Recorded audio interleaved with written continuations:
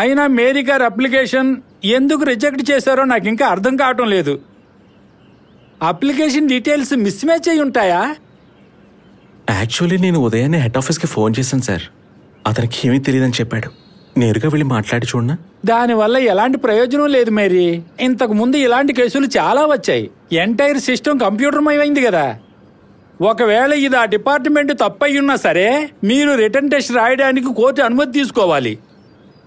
కానీ దానికి చాలా టైం అవుతుంది కదా. అందుకే మీరు అక్కడికి వెళ్ళి టైం వేస్ట్ చేసుకోకూడదు అంటున్నా. వెంటనే వెళ్ళి లాయర్ని కలవండి. రిటర్న్ టెస్ట్కి ఇంకా 1 నెల అవకాశం ఉంది. నాకు చేతనైన సహాయం నేను కూడా చేస్తాను. అదెలా? నేను ప్రార్థన చేస్తాను. ఈ బ్రిలియంట్ టీచర్కి పేరు తెచ్చే స్టూడెంట్ అయి ఉండాలి మీరు. రాష్ట్రానికే తొలి ట్రాన్స్జెండర్ ఎస్ఐవి. ఎన్ని కష్టాలు వచ్చాయి.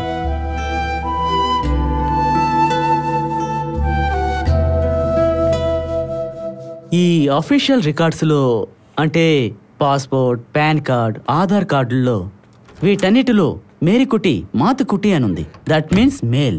కానీ పోలీస్ అప్లికేషన్లో మీరు ఫీమేల్. రాంగ్లీ బబుల్డ్ అని వాళ్ళు అందుకే అన్నారు. వాళ్ళ సైడ్ నుండే ఈ విధంగా తప్పు జరిగి రిజెక్ట్ అయింది అంటే కోర్టుకు వెళ్ళి టెస్ట్ చేయించవచ్చు. కానీ ఇక్కడ అలా కాదు. మన సైడ్ క్లియర్గా లేదుగా. ఈ గెసెట్ నోటిఫికేషన్ ఇప్పుడేమైనా దొరుకుతుందా? ట్రై చేస్తున్నాను. కన్సెంట్ ఆఫీసర్ వారం నుంచి లీవ్లో ఉన్నారు. ఇదే బ్యూరోక్రసీ వాళ్ళతో సమస్య. ఏదో ఒక మార్గం ఉండే ఉంటుంది. ట్రై చేద్దాం. Anyway thank you so much. ఏయ్ మేరీ డార్లింగ్, నాకు థ్యాంక్స్ చెప్పకూడదు. అది విని నేను తట్టుకోలేను. చెయ్యి అంత మెత్తగా ఉందో.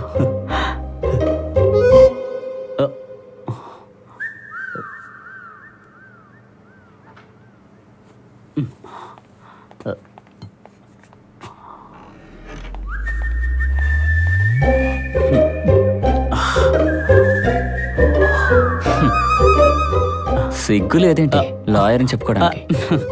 అందం కదా, ఏదో తెలియని అట్రాక్షన్. గట్టిగా కౌగిలించుకోవాలనిపిస్తుంది. అదే మేరీ డార్లింగ్ స్పెషాలిటీ. దెబ్బ ఎటు నుంచి పడిందని మాత్రం చూస్తే చాలు. అలాగా? అయితే మనం లైబ్రరీకి వెళ్దామా? పద పద. మీరిద్దరు క్లాస్మేట్సా? అవును మేడం. ఎల్కేజీ నుంచి +2 వరకు. అప్పటినుంచే తన లైఫ్ అంబిషన్ మేడం పోలీస్ డిపార్ట్మెంట్లో చేరాలనేది.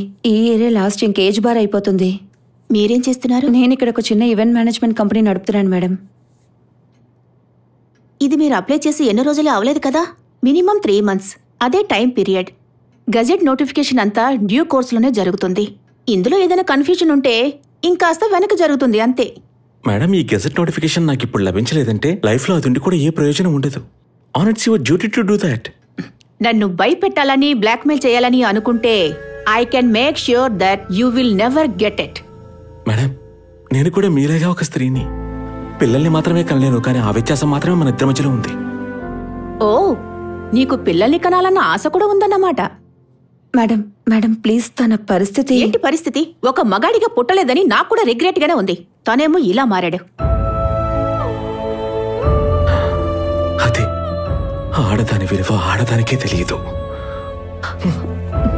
Madam sorry madam.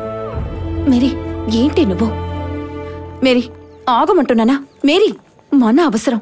ఆవిడతో కొంచెం మర్యాదగా మాట్లాడుండొచ్చుగా.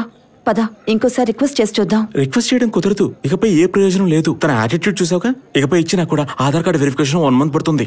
ఆలోగా ఈ సంవత్సరంలో ఎస్ఎస్ సెలక్షన్ పూర్తయిపోతుంది. నువ్వు టెన్షన్ అవ్వకు. మనం ఏదో ఒకటి ఆలోచిద్దాంలే. ఆలోచించు. ఇకపై ఆలోచిస్తూనే ఉండాలి. ఇక నా కాళ్ళు చెదిరిపోయాయి. అలాగేం జరగదు. ఇది పట్టుకుని వాష్రూమ్ గెలుస్తాను.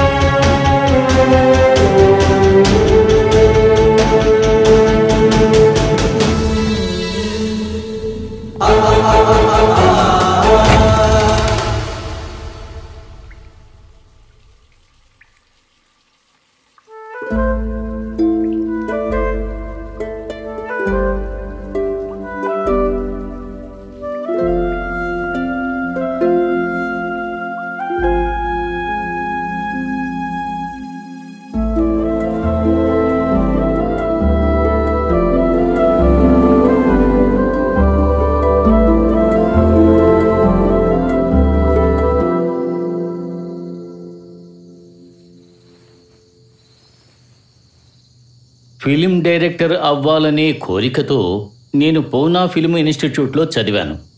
ఇప్పుడు ఏమైందో చూసావా? అలా కోరుకున్నవన్నీ జరిగిపోతే ఇక లైఫ్లో థ్రిల్ ఉంటుంది. ఫైట్ చేయడంలోనే ఒక థ్రిల్ ఉంటుంది. నా జీవితంలో అతి గొప్ప కళ ఏంటో తెలుసా ఫాదర్? నా వల్ల మా అమ్మ నాన్న ఒక్కసారైనా నన్ను చూసి గర్విస్తారనుకుంటున్నాను. పోలీస్ యూనిఫామ్ వేసుకుని మా ఇంటి ముందుకు వెళ్ళాలని ఆశగా ఉండేది నాకు. ఇకపై అది జరగదు. అంటే వేరే ఏ ఉద్యోగానికి నువ్వు అర్హుడివి కాదు అంటావా? నాలాంటి వాళ్ళకి ఆ యూనిఫామ్ వేసుకుంటే వచ్చే రెస్పెక్ట్ ఇక దేంట్లోనూ రాదు ఫాదర్. దానికి ఇప్పుడు మనం ఏం చేయగలం చెప్పు? ఏం చేయలేము. ఇకపై నేను ఏం చేయాలో మిమ్మల్ని అడుగుదానే వచ్చాను. No reply. దేవుడు చూస్తూ ఉంటాడు కదా.